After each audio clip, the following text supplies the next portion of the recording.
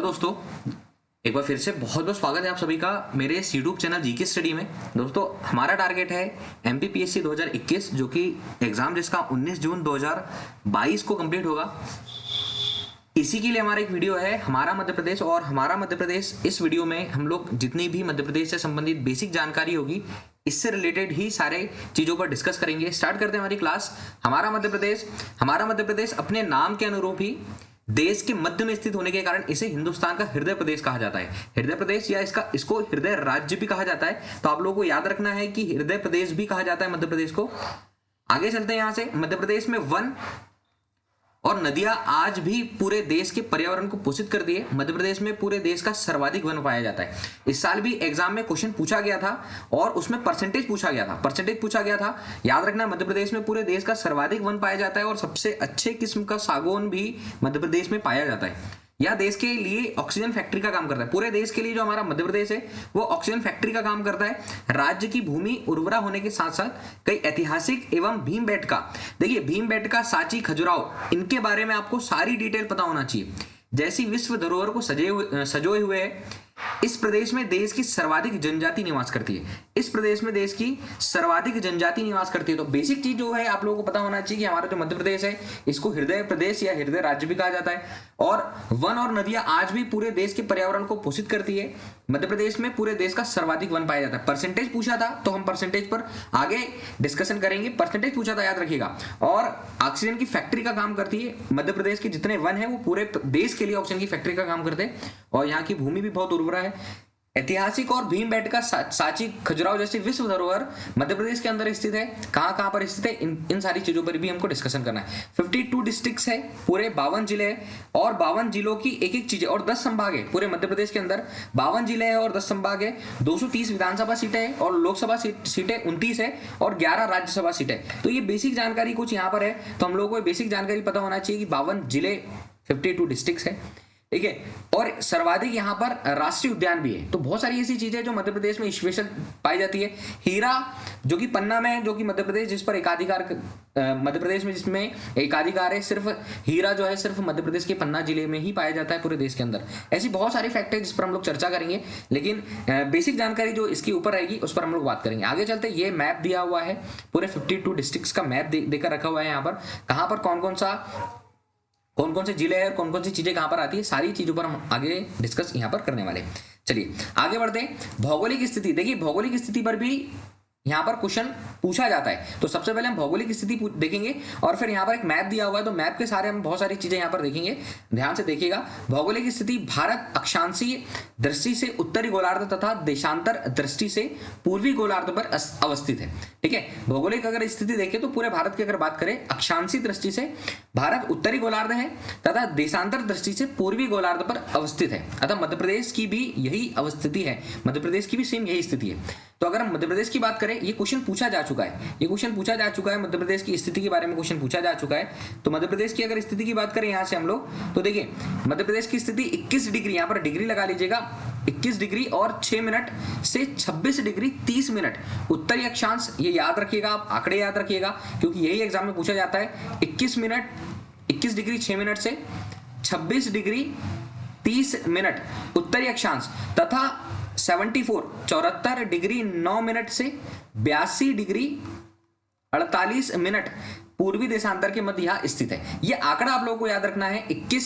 21 और यहां पर 6 मिनट है, 21 डिग्री 6 मिनट है, 26 डिग्री और 30 मिनट है, 26 डिग्री 30 मिनट है। इसके बाद नीचे का आंकड़ा जो पूर्वी देशांतर वाली बात हुई है, 74 डिग्री 9 मिनट और 82 डिग्री 48 मिनट। ये आप लोग को आंकड़ा याद रखना है। मध्य प्रदेश पूर्णतः भू आविष्टित राज्य, मतलब लैंड लॉक्ड है। इसके आजू बाजू समुद्र जैसी कोई स्थिति नहीं है। यहाँ पर आप लोग देखिएगा और मैप के हिसाब से भी अगर हम लोग देखेंगे, भारत का अगर मैप देखेंगे तो मध्य प्रदेश बीच में है, सेंटर में है, इसलिए आजू बाजू कोई तट रेखा इससे नहीं मिलती। जिसका विस्तार, अब देखिए ये विस्तार की बात अगर हम लोग करें तो जिसका जो विस्तार है पूर्व से पूर्व से पश्चिम 870 किलोमीटर, 870 किलोमीटर पूर्व से पश्चिम। अगर हम बात करें पूर्व, तो अगर सीधे हम यहां पर रहेंगे तो ये हमारा पूर्व हो जाएगा, ये हमारा पश्चिम हो जाएगा, ऊपर वाला उत्तर हो जाएगा, नीचे वाला दक्षिण हो जाएगा। तो पूर्व से पश्चिम ये वाली लाइन जो बनी हुई है, पूर्व से पश्चिम 870 किलोमीटर और उत्तर से दक्षिण 605 किलोमीटर। और बेसिक जानकारी यहां पर देकर रखी हुई है, आप लोग याद रखिए। जो मध्य प्रदेश है वो उसके पड़ोसी राज्य जो है 5 पड़ोसी राज्य है। यहां पर देखिए ये राजस्थान, यहां से देखिए उत्तर प्रदेश, फिर गुजरात पड़ता है यहां से, इधर साइड छत्तीसगढ़ है, नीचे महाराष्ट्र है। ये आप लोगों को याद रखना है, गुजरात, राजस्थान, उत्तर प्रदेश, छत्तीसगढ़ और महाराष्ट्र। अब कॉन्सेप्ट क्या बनते हैं, महाराष्ट्र की बॉर्डर से कौन कौन से मध्य प्रदेश के डिस्ट्रिक्ट यहां पर लगे हुए हैं, तो ये हम लोग इस पर डिस्कशन करेंगे। छत्तीसगढ़ से कौन कौन से डिस्ट्रिक्ट लगे हुए, कौन कौन से जिले लगे हुए, उत्तर प्रदेश से कौन कौन से जिले लगे हुए, ये आप लोगों को याद रखना है। इस पर हम आगे वाले वीडियो में भी डिस्कस करेंगे और इस वीडियो में भी हम कुछ चीजें यहां पर देखेंगे।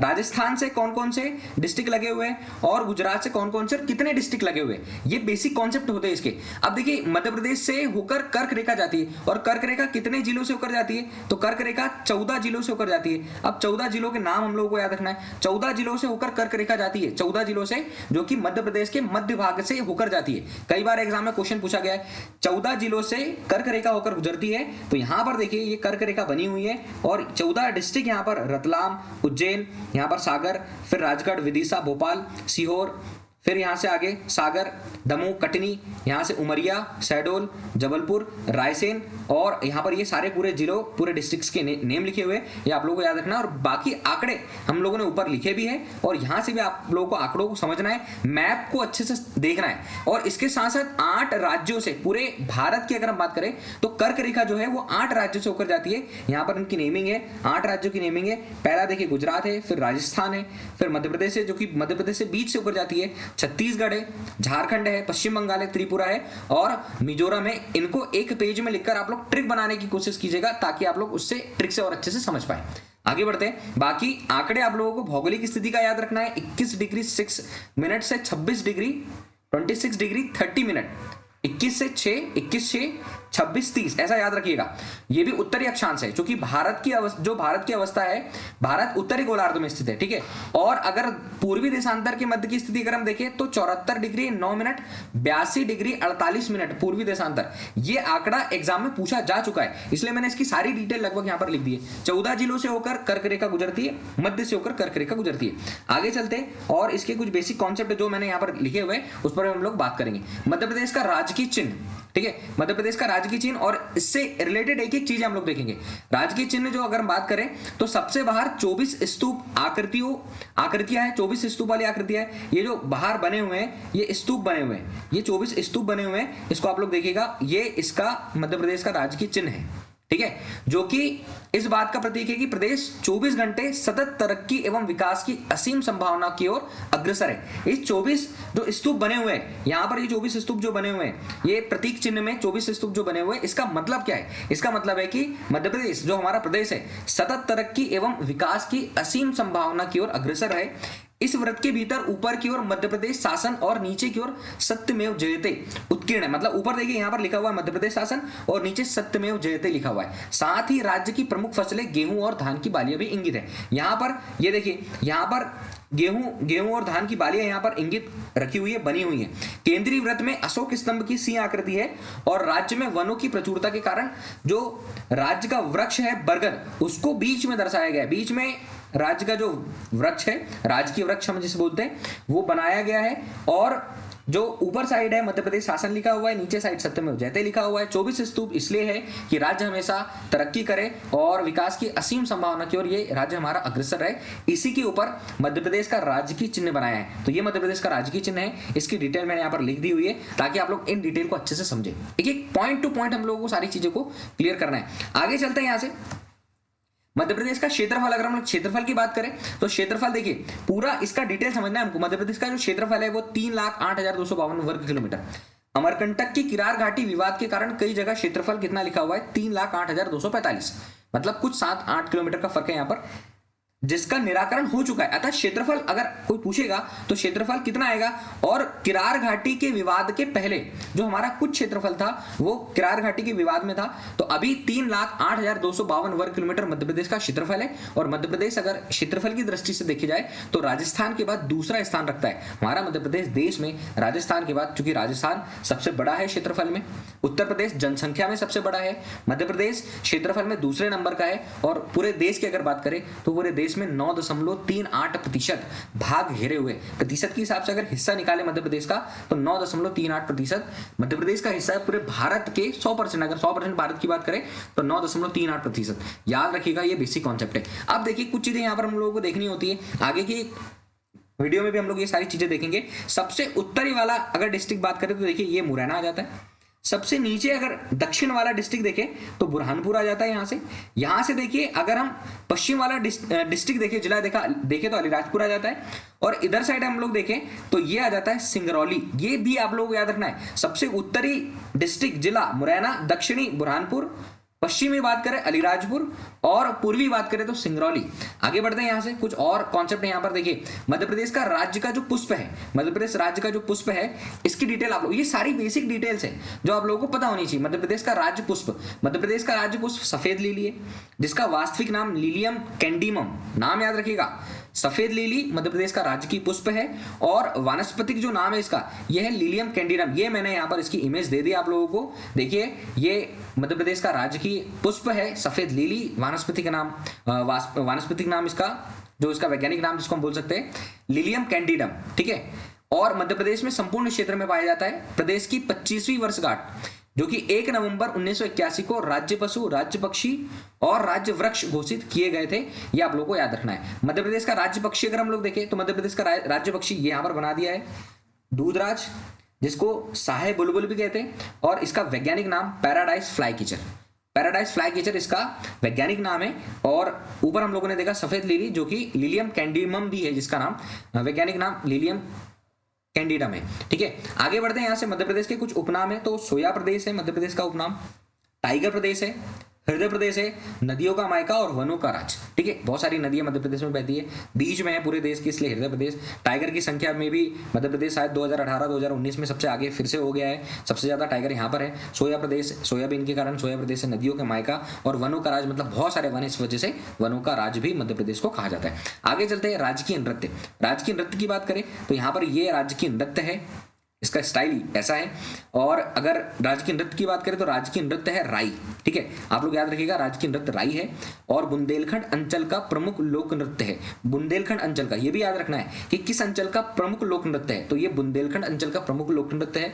इस नृत्य के मुख्य पात्र बेड़नी और विदूषक ग्रामीण क्षेत्रों में बच्चों के जन्म, विवाह आदि अवसरों पर एवं इच्छित कार्यों की पूर्ति होने पर या इसकी पूरी मनोती होने पर राई का आयोजन किया जाता है, ठीक है। इस नृत्य का आयोजन किया जाता है किस किस जगह पर, मतलब बेड़नी और विदूषक ग्रामीण क्षेत्रों में बच्चों के जन्म पर, विवाह पर आदि अवसरों पर इच्छित कार्यों की पूर्ति पर या मनोती जो भी पूरी होती है, इस वजह से राजकीय नृत्य को आयोजित किया जाता है, इसका आयोजन किया जाता है। राजकीय खेल की बात करें तो देखिए राजकीय खेल मलखम है, यहाँ पर मैंने ये इसकी इमेज लगा दी हुई है, तो आप लोग देखिएगा मलखम का खेल है। 2013 में इसको राजकीय खेल घोषित किया था। उज्जैन में इसकी अकादमी है, कई बार एग्जाम में क्वेश्चन पूछा गया है। जो मलखम है उसके लिए अकादमी कहां पर है, तो उज्जैन में इसकी अकादमी है। और 2013, ठीक है, 2013 10 अप्रैल 2013 को राजकीय खेल मलखम को घोषित किया था मध्य प्रदेश का। तो राजकीय नृत्य की बात करें तो राई हो गया है।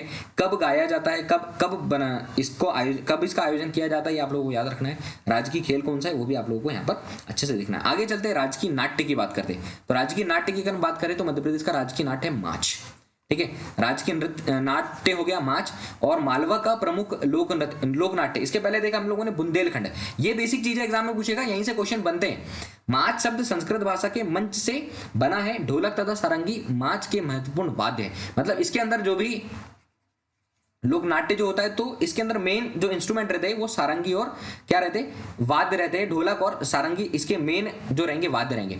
आगे चलते हैं, राजकीय वृक्ष की हम बात करें तो मध्य प्रदेश का राजकीय वृक्ष बरगद है। ये देखिए कितनी ज्यादा जगह पर ये छाया दे रहा है, जिसका वानस्पतिक नाम जो है फाइकस बैन गैलेंसिस, वानस्पतिक नाम फाइकस बैन गैलेंसिस, याद रखिएगा राजकीय वृक्ष बरगद है और इसका वानस्पतिक नाम फाइकस बैन गैलेंसिस है। आगे चलते हैं यहाँ से।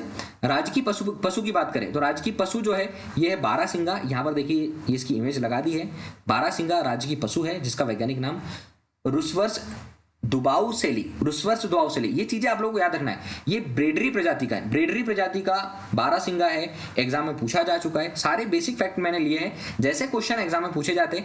और मध्य प्रदेश में बारहसिंगा मुख्यतः कान्हा-किसली राष्ट्रीय उद्यान में पाया जाता है जो कि मंडला डिस्ट्रिक्ट में है। कान्हा-किसली राष्ट्रीय उद्यान मंडला डिस्ट्रिक्ट में है। और मध्य प्रदेश ये जो बारहसिंगा है ब्रेडरी प्रजाति का है जिसका नाम रुस्वर्स दुआउसेली है। मध्य प्रदेश का राजकीय पशु है। कहां पर पाया जाता है ये भी हम लोगों ने लिख दिया है। राजकीय मछली की बात करें तो देखिए ये राजकीय मछली है।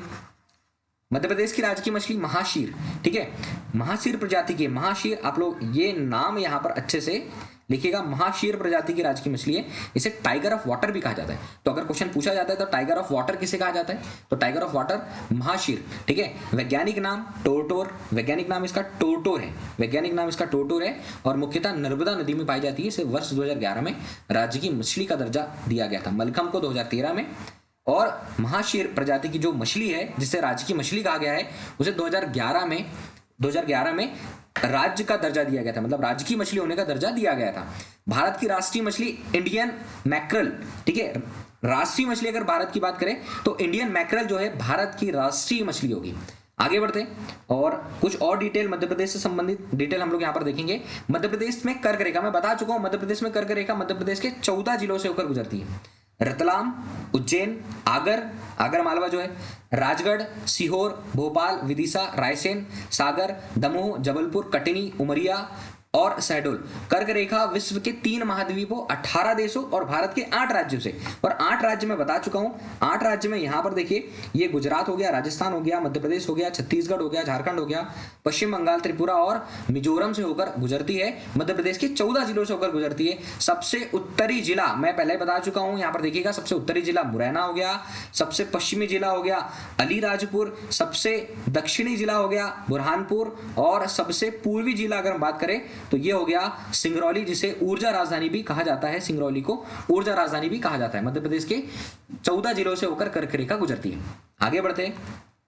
मध्याह्न रेखा की अगर हम बात करें तो मध्याह्न रेखा में भारत की मध्याह्न रेखा 82.5 डिग्री पूर्वी देशांतर रेखा मध्य प्रदेश के एकमात्र जिला सिंगरौली के समीप से निकलती है। सिंगरौली के समीप से निकलती है एकमात्र जिला जो मध्य प्रदेश का है। तो अगर क्वेश्चन मध्याह्न रेखा से संबंधित पूछता है तो डेफिनेटली सिंगरौली का नाम जरूर आएगा। सिंगरौली के करीब से निकलती है, ठीक है। मध्य प्रदेश के पूर्व से पश्चिम भाग में लगभग आधे घंटे का अंतर है। मध्य प्रदेश के पूर्व और पश्चिम भाग में लगभग कितने घंटे का अंतर है, घड़ी की जो टाइमिंग है उसमें आधे घंटे का अंतर है, ये आप लोग याद रखिएगा। मध्य प्रदेश के 17 अंतर्वर्ती जिले, ये अंतर्वर्ती जिलों का मतलब ये होता है कि इन जिलों की जो भी बाउंड्री है, बॉर्डर है, वो किसी दूसरे राज्य से टच नहीं होती। तो 17 अंतर्वर्ती जिले जिसकी सीमा अन्य राज्यों से नहीं छूती है, जिसमें ग्वालियर है, उज्जैन है, धार है, विदिशा, देवास, इंदौर, शाजापुर, भोपाल, सीहोर, रायसेन, होशंगाबाद, नरसिंहपुर, हरदा, कटनी, दमोह, जबलपुर एवं उमरिया, इन सभी के नाम है यहाँ पर। देखिए और कुछ यहाँ पर बेसिक फैक्ट मैंने यहाँ पर लिखे हुए। मध्य प्रदेश के प्रमुख केंद्र, पृथ्वी का केंद्र उज्जैन का मंगलनाथ मंदिर, और ऐसा माना जाता है कि मंगल ग्रह की उत्पत्ति भी यहीं से हुई थी। तो पृथ्वी का जो केंद्र है, पूरी पृथ्वी का केंद्र है वो है उज्जैन का मंगलनाथ मंदिर। अखंड भारत का केंद्र बिंदु यह है बरसाली, जो कि आमला एक तहसील है उसके पास में बैतूल जिले में है। अखंड भारत का केंद्र बिंदु और भारत का भौगोलिक मध्य बिंदु, पूरे भारत का भौगोलिक मध्य बिंदु मनोहर ग्राम ढिमर खेड़ा कटनी के अंदर है। भौगोलिक स्थिति की बात करें तब हम ये बात बता सकते हैं। और मध्य प्रदेश का केंद्र बिंदु सागर में है। मध्य प्रदेश का केंद्र बिंदु कहां पर होगा, सागर में होगा। तो दोस्तों ये हमारे कुछ बेसिक फैक्ट है जो यहाँ पर मैंने मध्य प्रदेश से संबंधित, हमारे मध्य प्रदेश जो हमारा वीडियो का टॉपिक है इससे रिलेटेड हम लोगों ने यहाँ पर सारी बेसिक चीजें ली है। नेक्स्ट वीडियो में मध्य प्रदेश से रिलेटेड और बहुत सारी चीजें हम लोग कंप्लीट करेंगे। हमारा टारगेट है एमपीपीएससी 2021 में मध्य प्रदेश के जितने भी लगभग क्वेश्चन जितने बनेंगे उनको हम लोगों को यहाँ पर कंप्लीट करना है। आई होप आप लोगों को वीडियो पसंद आया होगा। कोई भी अगर किसी प्रकार की कुछ आप लोगों की डिमांड होगी, कुछ चीजें होगी तो आप लोग कमेंट करके जरूर बताइएगा, ताकि मैं और अच्छे तरीके से वीडियो को कंप्लीट कर पाऊँ और डिटेल आप लोगों के लिए लेकर आऊँ, ताकि आप लोग अपनी तैयारी को बहुत अच्छे से बेहतर बनाएं। सारी डिटेल बहुत इंपॉर्टेंट थी हमारे लिए, मध्य प्रदेश से संबंधित जानकारी में बेसिक चीजें हम लोगों को पता होना चाहिए। तो दोस्तों आज की वीडियो में इतना ही। Thank you for watching. Next video में फिर से मिलेंगे और बहुत सारी डिटेल के साथ। तब तक के लिए थैंक यू सो मच।